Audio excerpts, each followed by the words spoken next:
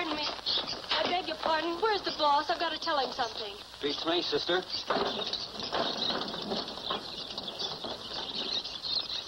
Oh, Mr. Murray, there's some people here to see you. Oh, hello, folks. Will you take a seat? I'll be right with you. Oh, George. Yes? Will you bring over those two temperamental actors? I want them to meet their public. We're making a picture with birds. Murder.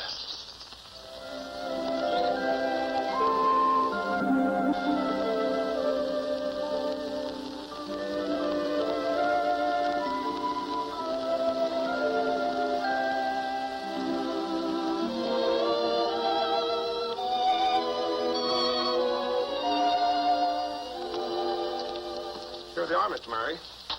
Folks, these are the stars of our picture, Bill and Coo. Say, George, don't you think that Coo's makeup is a little heavy around the eyes? I hadn't noticed. Maybe so. Makeup. Makeup. Here you are, Mr. Burton. Oh, Oh, aren't they cute? May I feed them?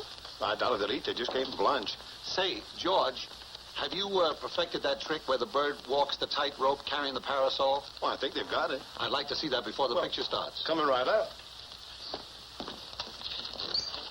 Did I understand you to say that a bird walks a tightrope carrying a parasol? Yes. What's wrong with a bird carrying a parasol?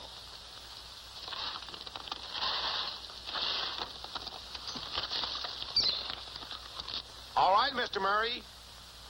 The difficult part of this trick, in fact, almost any trick with a bird, is get them in position to do it. Because, believe it or not, even in their training, I never touch these little birds with my hands at any time. Now, this first little trick is much more difficult than most people will imagine. These little birds live in trees, crawl around always on solid objects, something they can grip with their feet and hang on with a little curved beak. Teddy always wanted to be a wire walker. I'll show you how good he isn't. He can't walk the top, but he does the next best thing. Crawls along the bottom and gets there just the same. That's very nice. Buddy is a wire walker, but he's a terrible ladder climber-upper, so I give him a head start. The parasol doesn't help any, but it looks a little better. Buddy, turn around and face the boss. That's okay with me. Let's start the picture.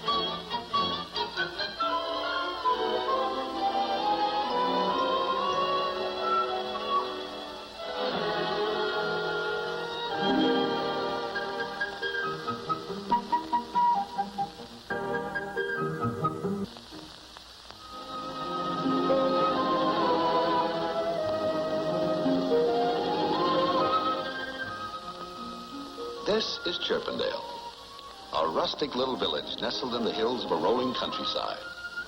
Oh, don't bother to look it up in your atlas. You won't find it there. It's just one of those little out-of-the-way places we city folks seldom bother to drop in on. And it's a shame, too. There are so many interesting things to see in this world if we'd only look for them. The inhabitants of Chirpendale are pretty much the same as those of other small communities. They have their busy streets, their stores and shops bustling with workaday business.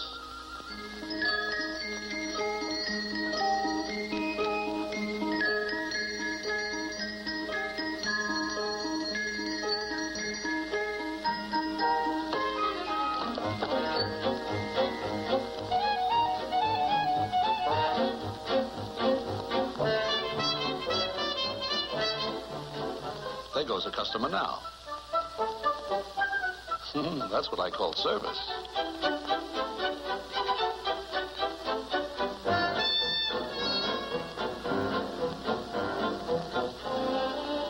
Let's take a look at that baby carriage. Guess we got here a little too soon.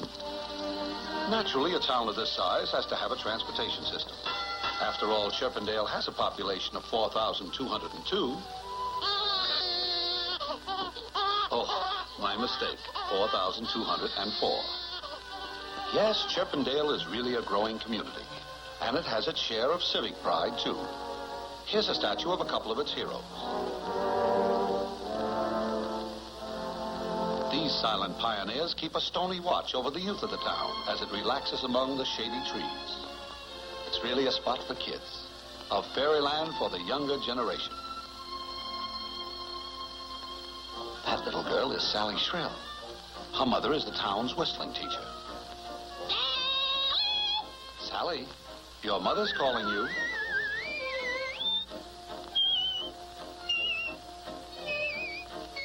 Of course, no modern community would be complete without lots of signboards to enhance its beauty.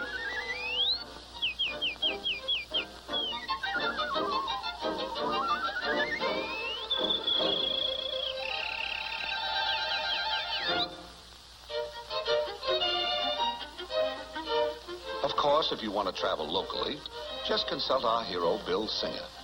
He runs the town's taxi company.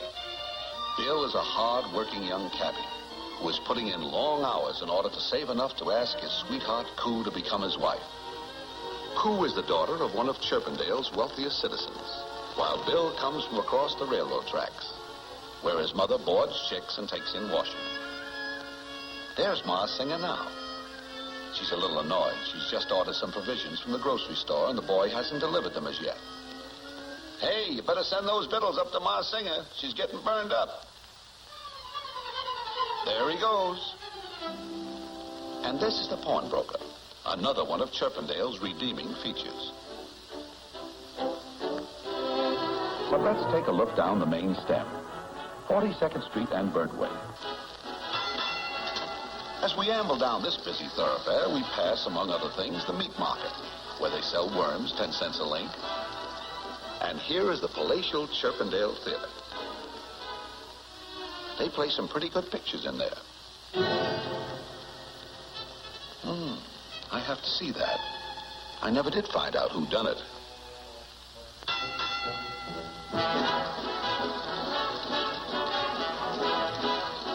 Down at the end of the street is Chirpendale's main hotel, the Wren Rest. Coo's father owns this establishment. As a matter of fact, there's Coo gazing out of her penthouse now. She's most likely hoping to catch a glimpse of Bill. But he's most likely busy with his taxi. Sure enough, there's Bill taking the pawnbroker back to his office.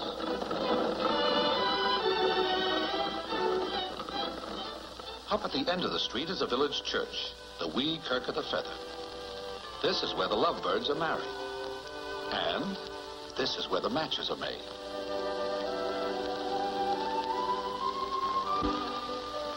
For every love match she makes, she puts one in the fence. Beatrice is a pretty swell old gal. She takes care of everybody's troubles in town, including this young man. That's Johnny Loon. Folks call him the village idiot. There's his favorite actor. Johnny is peculiar, but Beatrice says there's nothing wrong with him except that he came out of a cracked egg. Toward the outskirts of town, we see the village school. Here is where the younger generation start their education as soon as they get their pin feathers. Their teacher is Professor Plato Spoonbill. He teaches that the world is shaped like an egg. Hey, there goes the recess bell. Let's go outside and see what the kids do for recreation. I'll bet the prof needs a little relaxation himself after being penned up with that bunch of fledglings all morning. You know, even though they have wings, they're not all little angels. I'm a bad bird, but I still say the world's not shaped like an egg. It's round, it's round. Well, right or wrong, Homer is really upset.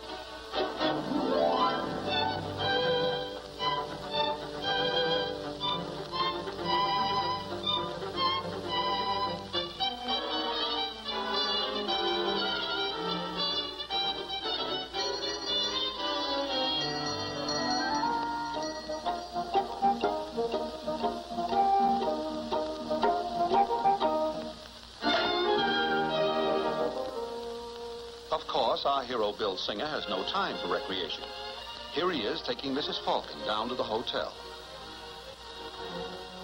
Her husband is the biggest lawyer in town. And there's Mr. Falcon now, en route to his office. Oh, he just remembered he's got to stop by the jail. He has a client in there. And here it is. On guard outside is the old warden, Jeb Hawkshaw. Jeb is really on the alert. As we look through the bars, we see Mr. Falcon's client. He's in there for passing a bum chick. As you can see, Chirpendale's municipal departments are well taken care of. Not only have they a jail, they have their own firehouse. And, of course, their own post office.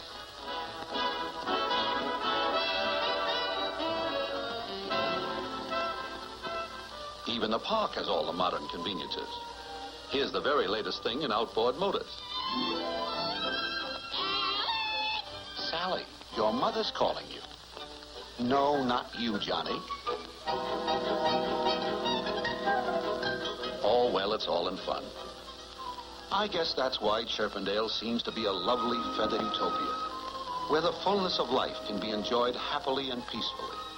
A place where each individual can live contentedly beside his neighbor, shaping his own destiny with freedom from fear. But can he? No. The heavy footsteps of evil are ever lurking nearby, casting its dark, malignant shadow over the small metropolis. This sinister enemy, who has violated every law of decency, strikes terror into the gentle inhabitants of Chirpendale, and his name is only spoken in fearsome whispers. He is called the Black Menace.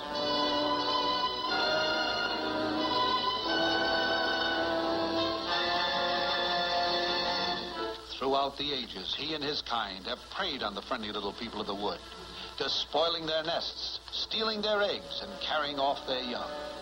He mocks and sneers to show his contempt for the forces of justice. But Chirpendale is not asleep. Not too far away in a secluded spot, the citizens, under the leadership of Bill Singer, are working on Operation Scarecrow. Every day after work, you'll find Bill toiling diligently with his neighbors to bring about the destruction of the Black Menace. In addition, Bill has worked many nights developing a new bait with a secret formula. Hey, Charlie, push that wagon out of the way. I want to show these folks Formula 303. There it is. Surefire crowbait. Of course, having a bait in a trap is one thing, but catching the Black Menace is another. Because, believe me, he's a crafty, tough hombre. But, for the moment, let's turn our thoughts to lighter things. For this is not the time for morbid fears. It's a day for laughter and gaiety. The Starling Brothers Circus is in town. The big show is tomorrow, but the parade's today. And here it comes up the street now.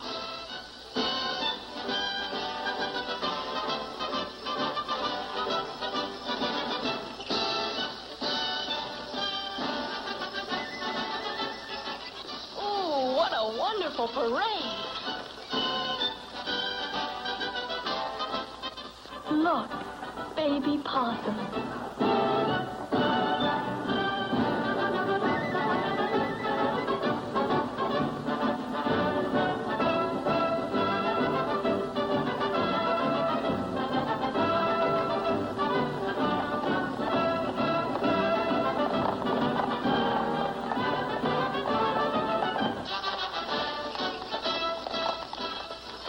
Performance. Panthers and tigers. Everyone is down watching the parade. That is, everyone except Ma Singer. And she couldn't go because she had to work.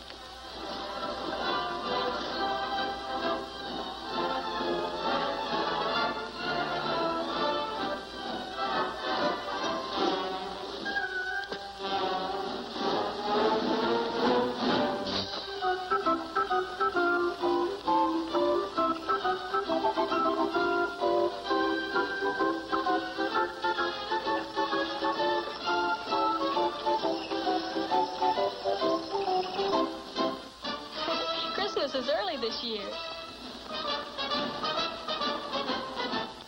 And so is Thanksgiving. Oh, no, not Ben-Hur.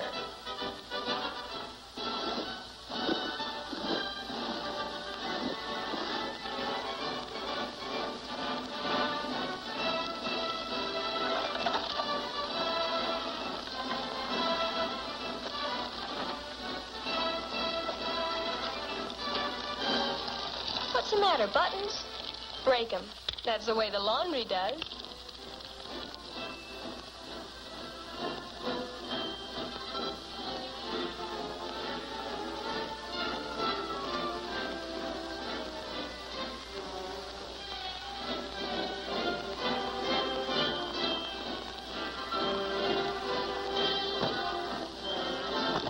Well done, Ma Singer. Your work is finished, but his is just beginning.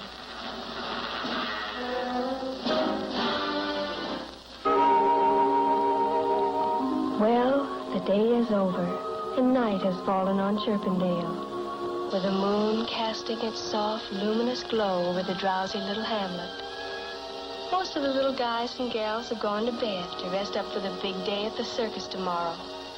But a few linger on, like these two sweethearts, Bill and Coo. These two kids really have it bad, and it's so natural. For in Chirpendale, love, happiness, and contentment blend together in harmony, like the soft chord of a great composer's masterpiece. Come a little tune like lovebirds do. Live a honeymoon your whole life through. All your cares take wing with you and sing. And learn to live and cool. Every winter day will seem like June. And on cloudy nights you'll find the moon. If you try a song, you can't go wrong. So why not hum a little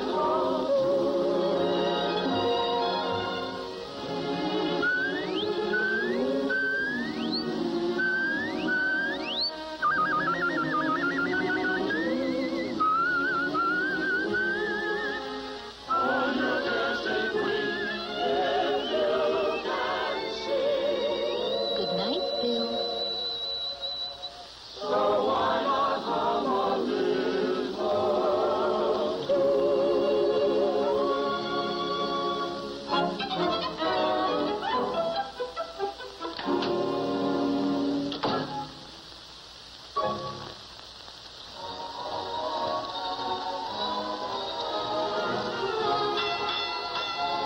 Of course, Chirpendale hasn't completely rolled up the carpet. Up at the end of the street, the circus performers have taken over the juice bar, and the joint is really jumping.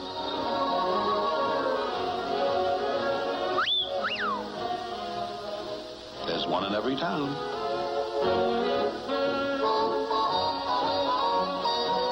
And here is genial Willie the Warbler, our musical maestro of the mahogany.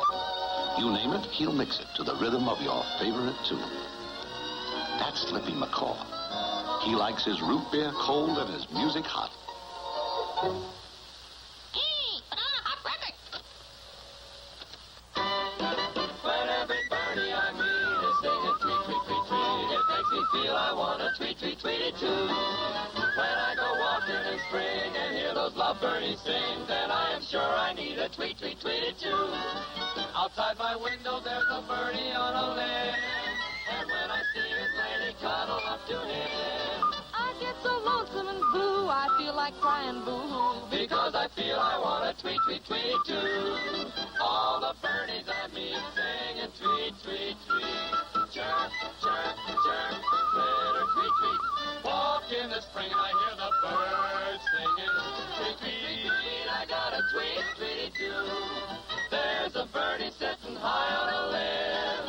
He's got a lady cuddling him. 'Cause I feel I want to tweet, tweet, tweet too.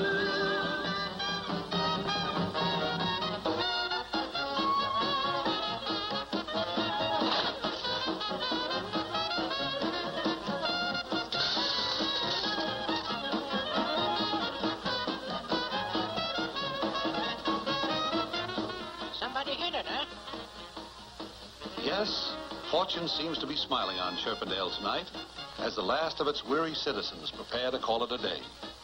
When suddenly, out of the night, without warning, the Black Menace strikes.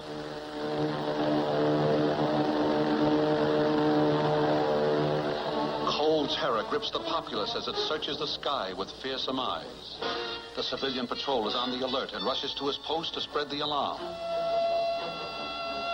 The heavy drone of dark wings drowns out the lighter tunes of gaiety as the macabre shadow of the Black Menace dances over the main street of Chirpendale. One by one, the lights go out. In the darkness, the panic-stricken figures seek shelter from the awesome terror overhead. Theatergoers who but a few moments before were enjoying their favorite entertainment rush from the building hurriedly but orderly into their underground places of protection. As the last one leaves, the lights go out, each taking his turn as they go into the dugout, and thankful that they had made preparation for such a night as this. Huddled in the dark underground, wondering what will happen to them, and wondering if their loved ones are in danger. Will they be safe from this death in the sky? The warden makes a dash for the dugout to calm the fears of those under his protection. Well, this is it. The two night watchers, keeping their lonely vigil, give a final shriek of warning.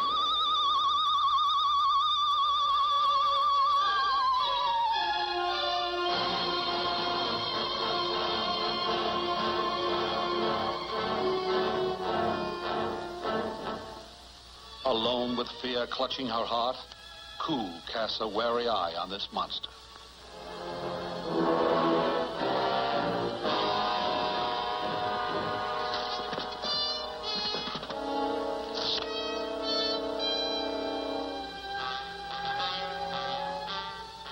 As his eyes scan the words on the trapdoor, other eyes scan the Black Menace.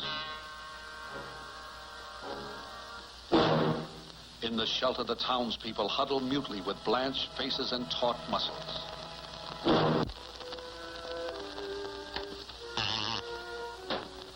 Stunned by this bold impertinence, he turns to wreak vengeance with acts of vandalism as the night watch follows his every move.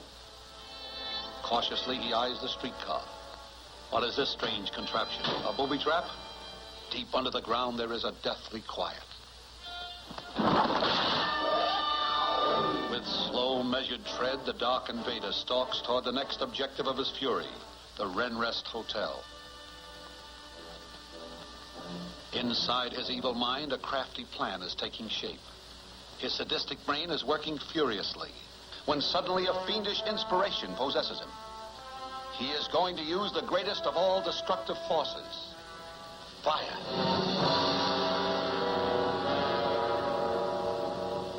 Seeking to put his plan into operation, his sharp eye fastens on the picket railing in front of Beatrice Fairfinch's house, the match fence. Ironically, what seemed to her an innocent, humorous display of her vocation now becomes an instrument of death and destruction.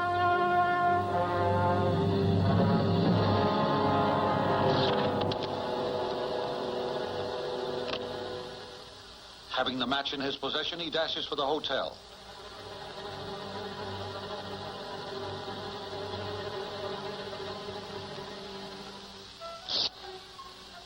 Holding his fiery torch, he goes to the rear of the hotel and drops it in a pile of rubbish. With his dastardly deed done, the Black Menace takes for cover.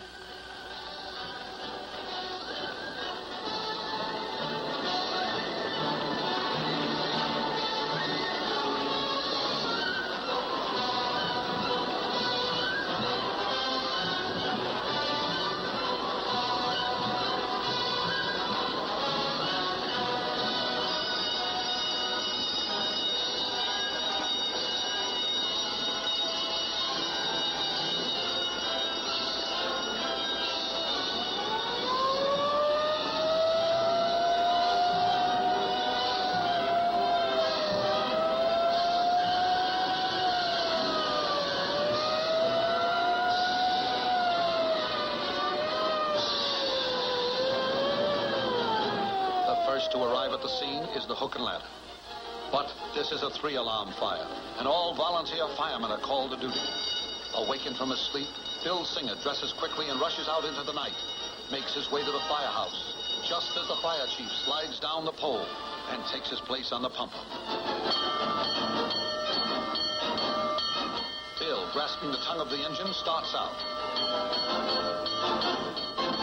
To the clang of bells and the shriek of sirens, Bill surges forward on his mission of mercy.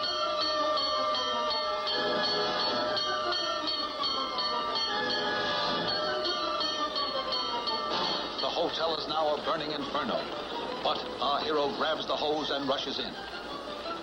Somewhere within this blazing furnace, Bill Singer is chopping through doors and walls to smother the flames with his torrent of water. And he is successful. Bill is getting the fire under sufficient control to allow the guests to make a dash from the entrance. Ma Singer, worried, rushes to the scene.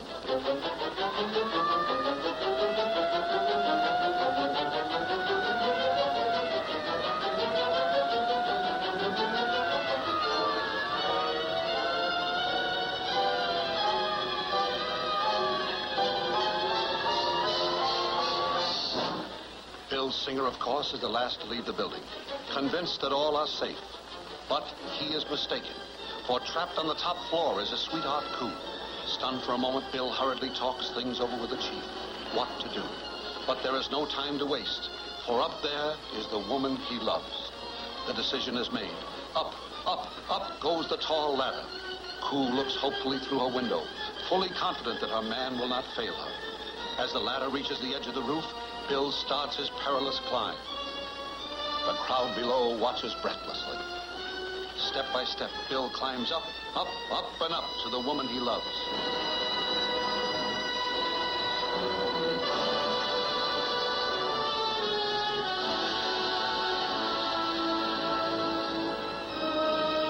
Below, the sound of crashing glass tells him that Bill Singer has broken through.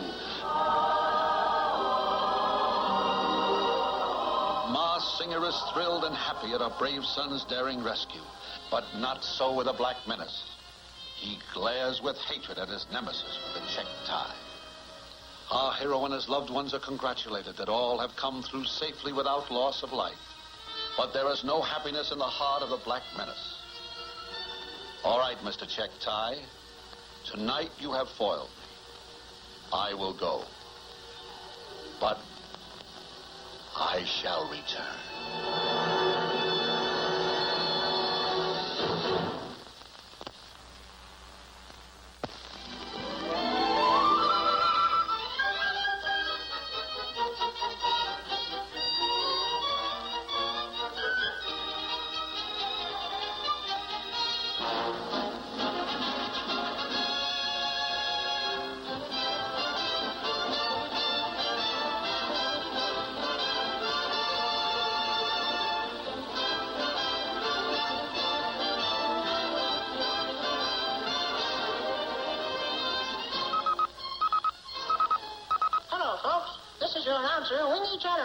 Bringing you an on-the-spot announcement of this gala occasion. Here in the park, Bill has just helped his fiancée, Coo, into the balloon. And listen to that crowd cheer. I think the celebration is about to begin, so I will now turn the microphone over to His Honor, Mayor Godwell Bentby. All right, folks, gather round. Gather round and join me in song. Ready? 1, 2. Off to the circus, no worry your work as we toss our cares away. What if this crowd, if the skies never clouded on any circus day? We're proud of our sorrows and sing lemonade. Laugh at the clouds on parade. And we'll eat cotton candy and everything plenty on circus day. Let us hurry, we're on our way. It's all so gay, let's shout hooray!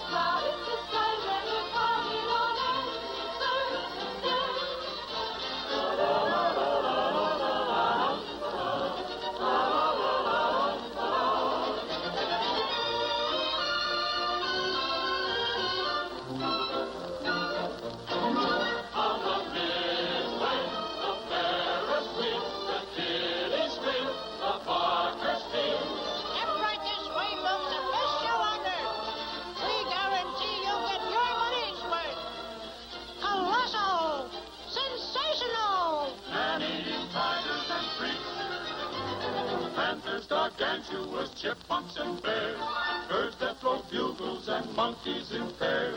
Fill up on yummies. It pays in your tummy.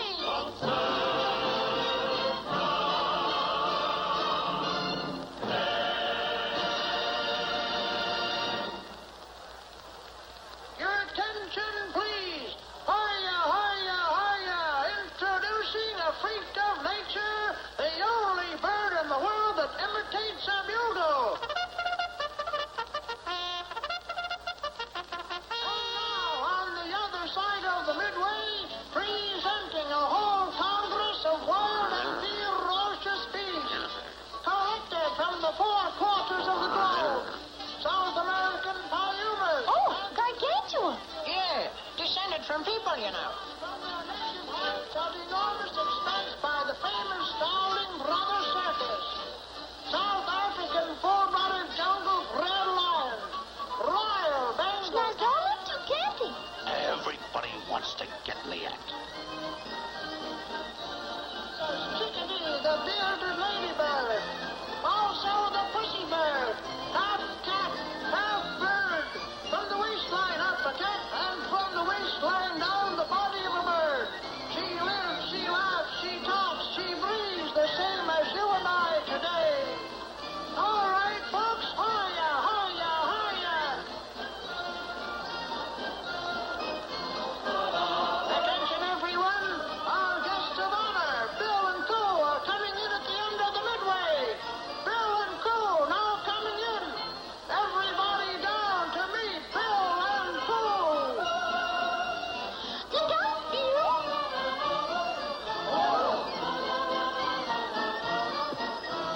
Worries we vanish and troubles all vanish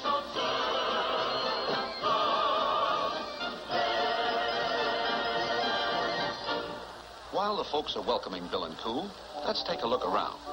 You know, these Starling brothers have a pretty complete circus. Taking no chances on the local lighting facilities, they have brought along their own power plant. That's the engineer, Charlie Chinchilla. Let's see if we can find out how it operates. Hey, Shorty, will you show the folks how the generator works?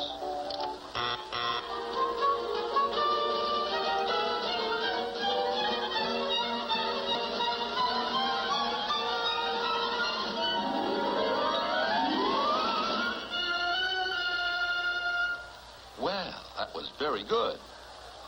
What's up now, Shorty? Oh, alternating current.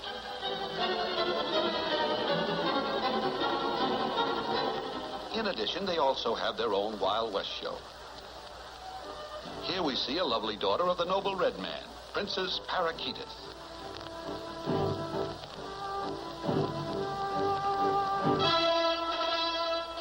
Say, it sounds like the big show is ready to start. We'd better be getting into the main tent.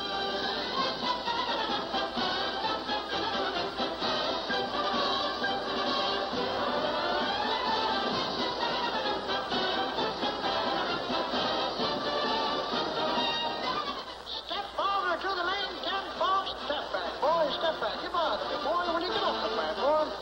All those holding reserved seat tickets occupy the high back apertures opposite ring number 1. As you can see, all Chirpendale has turned out for the circus. Even Ma Singer has arranged to go. She's advertised for a babysitter. There comes one now, a high school girl.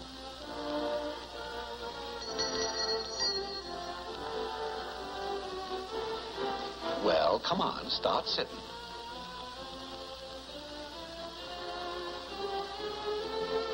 Off to the circus. So excited she forgot to take her apron off.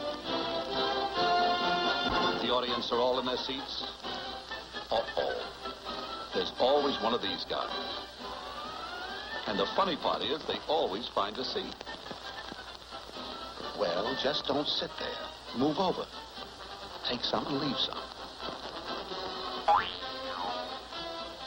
Bill and Coo enter their private box. Oh, not here, Bill. And the first act, Barrel House Egbert.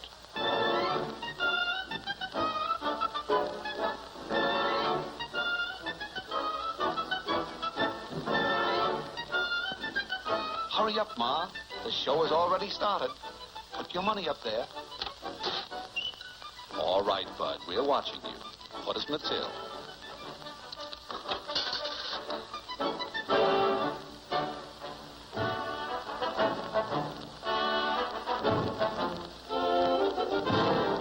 Hey, there's one more. Go ahead and do the last one. Thank you.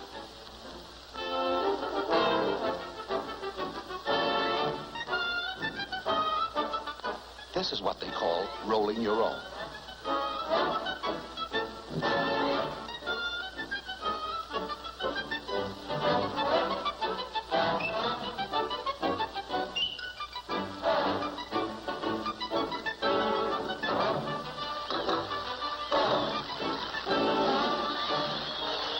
And there's Ma Singer, having the time of her life.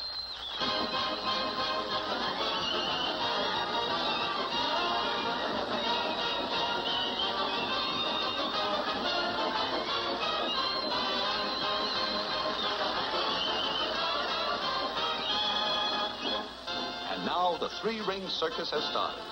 In the middle ring is the weightlifter.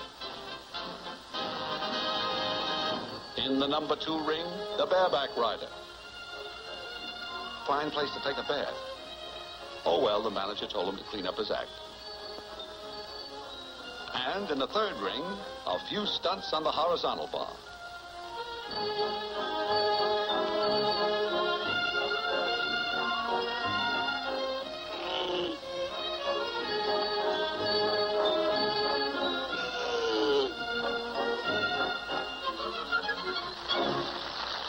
Next is bottoms-up building, please. Here's the only bird in the world that stands on his head. He started out to be a flagpole sitter, but switched. He's now a funnel upender.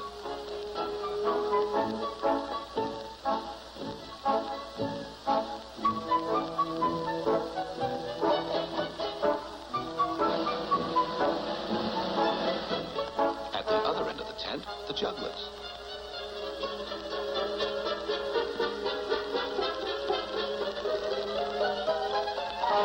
Look, Ma, no hands.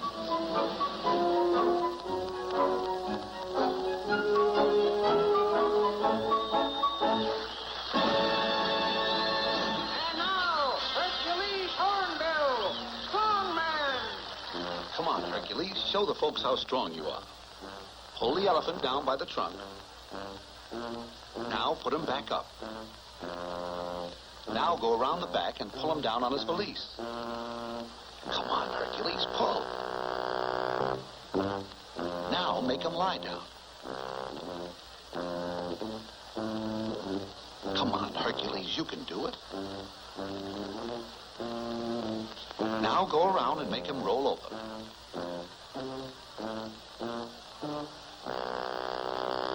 Oh, all the way over.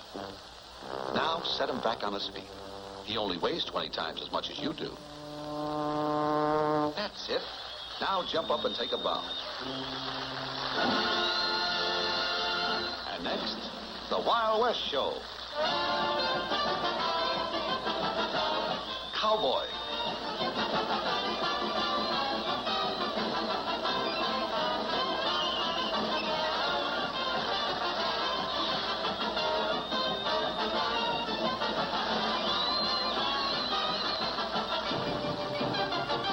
An Indian. Chief Thundercloud.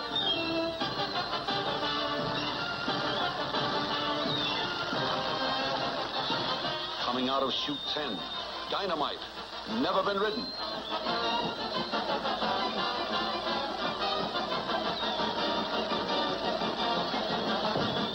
Score still stands. And now, the revolving nutcrackers. These boys really climbed the ladder to success. Here is a study in perfect balance with the birds providing their own locomotion.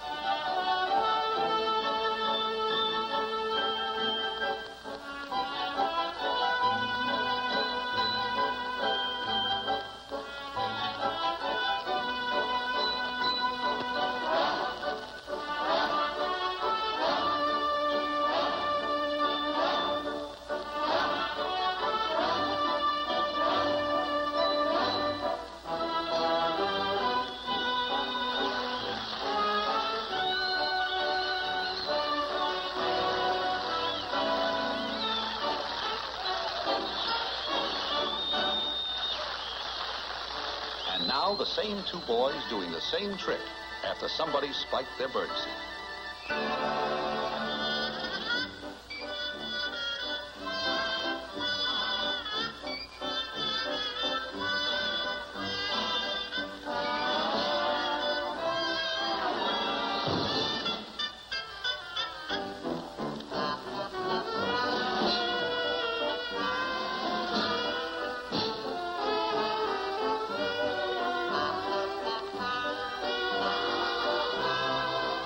Get off.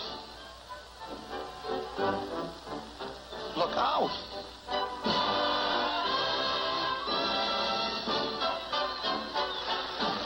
Your attention, please. And now, the world's champion motorcycle rider, Cannonball Twitchett, will attempt to break the world record of 150 miles an hour right before your very eyes. Here he is, Cannonball Twitchett. All right, Cannonball, let's go! There he goes.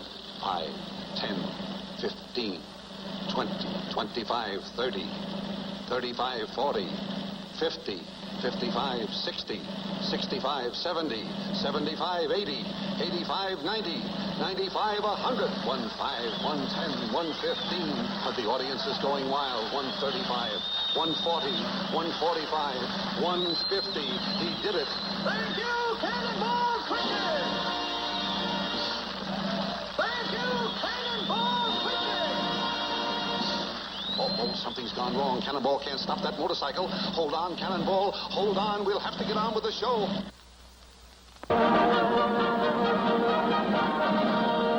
The somersault is one of the most difficult tricks for a bird to perform. Montgomery, after months of practice, learned to do this trick. The only reason he's preparing so much is that he doesn't want to fall off the mat. He's never fallen off in his entire career. Oh, well, there's always a first time.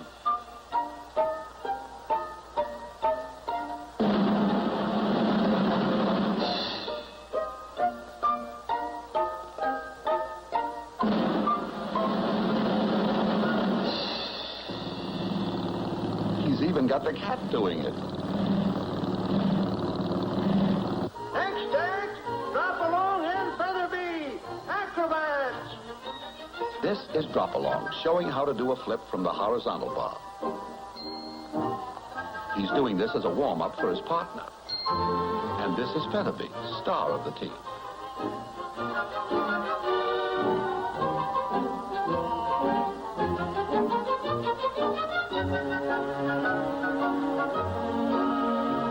And here is Shorty, who handles the rigging. He believes that one good turn deserves another.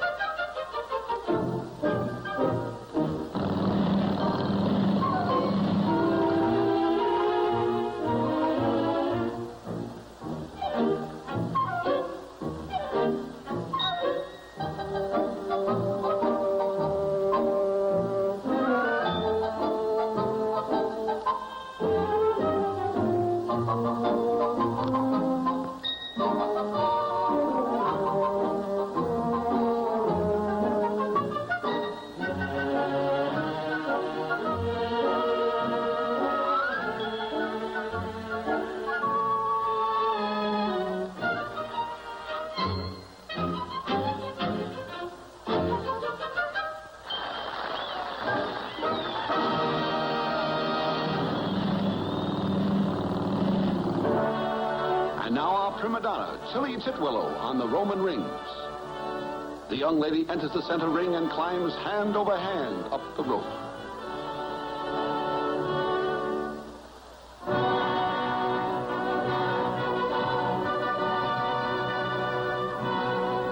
This guy has the softest job in the circus. He got it by pulling a few strings.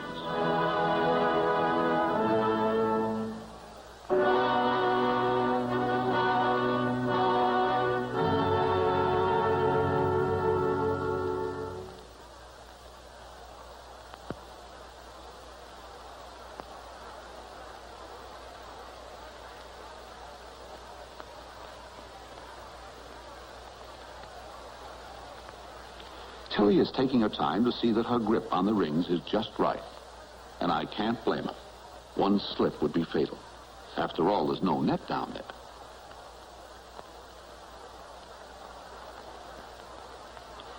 Uh-oh, she's still having trouble with that right ring. Here we go.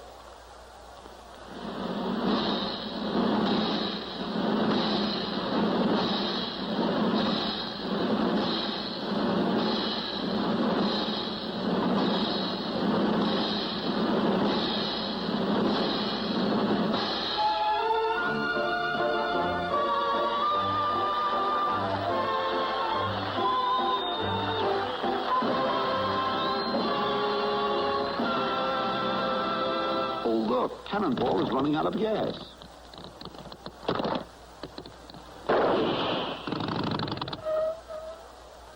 I'll bet Cannonball is plenty dizzy after that ride. He sure is. He's even got me doing it. And now the sensational Iron Jaw!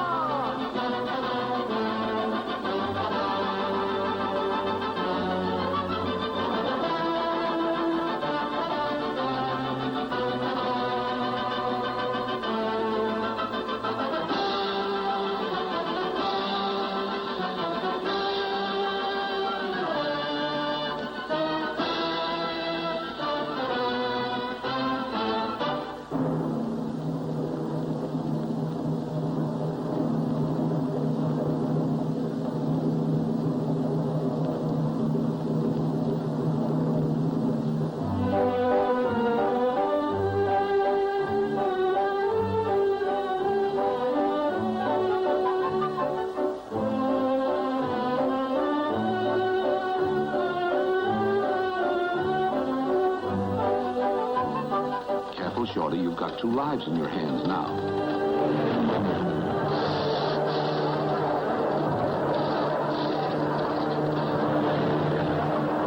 Attention, everyone! Attention!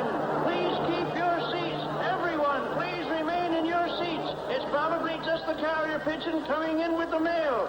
Someone turn down those house lights and we'll go on with the show. I tell you, there is nothing to worry about. Maybe not, but I think we'd better take a look around town. Yes, there is something to worry about. With the entire population of Chirpendale gathered under that big tent and in danger of being trapped, if only there was some way to warn them. But there's no one in town.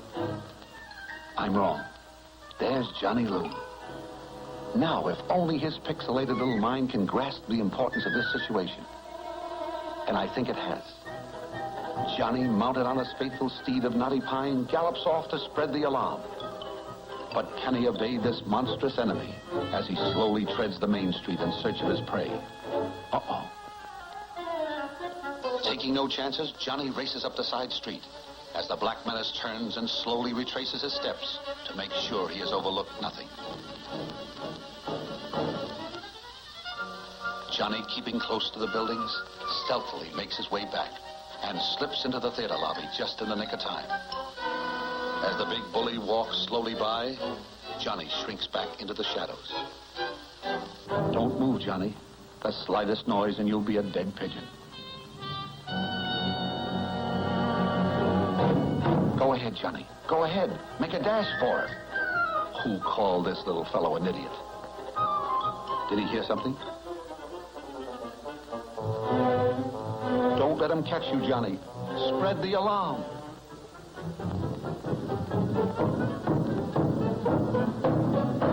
But back under the canvas top, true to the tradition of show folks everywhere, the performers carry on as if nothing had happened. Here we see Bertha Backslider climbing up to do her death-defying thriller.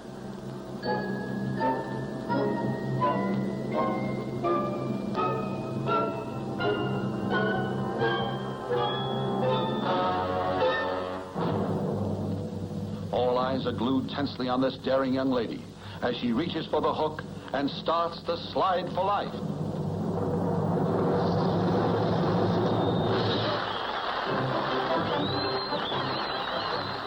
She takes her well-deserved bow in front of the royal box.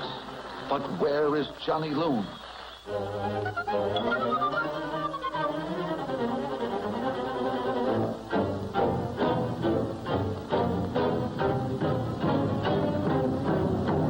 Still the performance goes on with Smokey Hazard, the Firebird.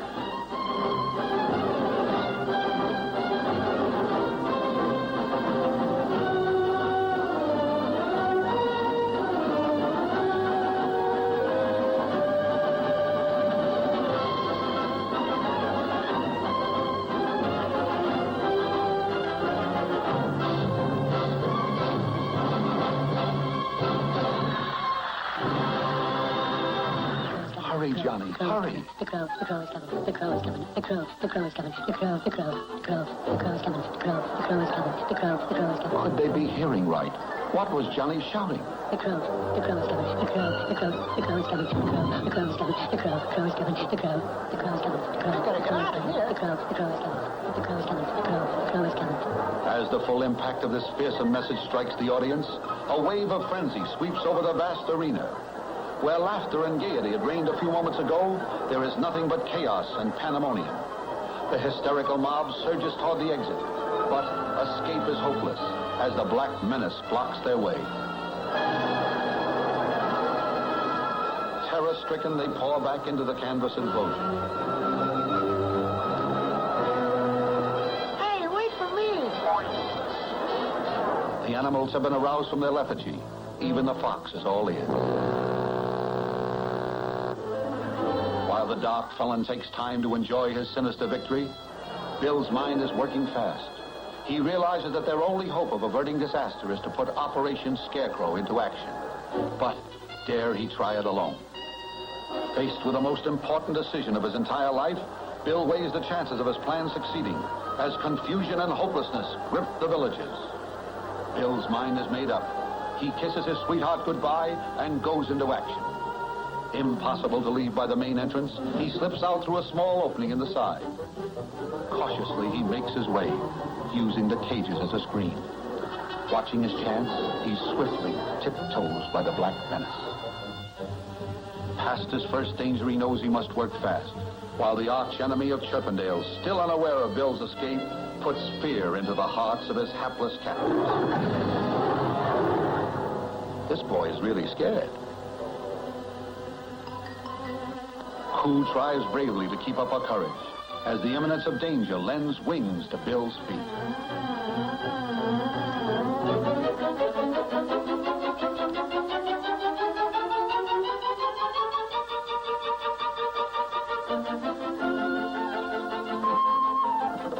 He'll need his taxi to speed up his plan and secret formula 303. Time is the most important element, and he must make the most of it.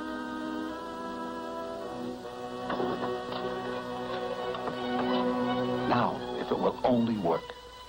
As the master plan begins to unfold, the Black Menace still parades his arrogance with a triumphant stride. Keep down there, bud. But how can he attract the crow's attention? Bill's mind is working furiously. An idea strikes him. Back under the tent, Coo vainly tries to comfort the unhappy creatures. As Bill, taking his life in his hands, decides to shoot off this ancient cannon to attract the Black Menace. Will it blow up in his face?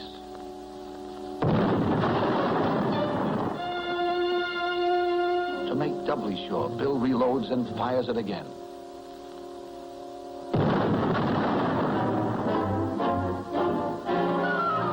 He's gone. He's gone. Let's get out. Inspired by the brave leadership of Bill Singer, the townspeople cast their fears aside and join in the chase. With the first step of his strategy accomplished, Bill starts back for his taxi as the Black Menace comes toward town. He's on his way toward Operation Scarecrow. What's he stopping for? Oh, he wants to be sure the crow sees him. Look out, Bill. Look out, he's coming.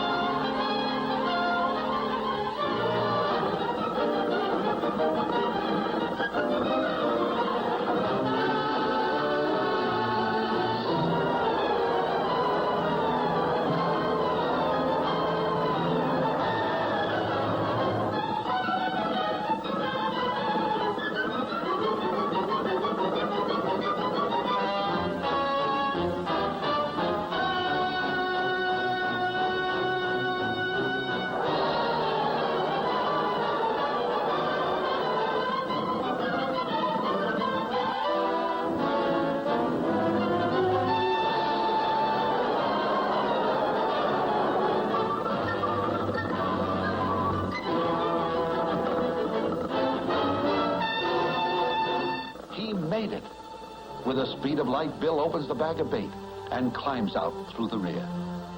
The Black Menace comes to a halt. He spies the bait. But will this crafty demon fall for a trick like this? Bill, not daring to breathe, watches tensely, hoping against hope that after all their effort, this plan will not fail. Will the militia ever come?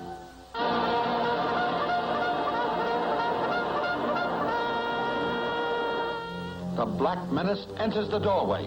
Come on, Bill, come on, spring the trap. He's done it. He's done it. Yes, after months of preparation, Operation Scarecrow finally paid off. With cries of delight, Bill's friends and neighbors rush in to congratulate him. Once again, he is the man of the hour. But the malignant eyes of the Black Menace blaze with hatred at his captor. The villagers swarm up over the rustic Bastille, proud of their glorious victory, proving once again that no matter how small people are, they don't have to be bullied by anyone if they'll just stick together. Well, the circus is packing up and getting ready to move on, and the gaudy caravan is taking its cheer to other places.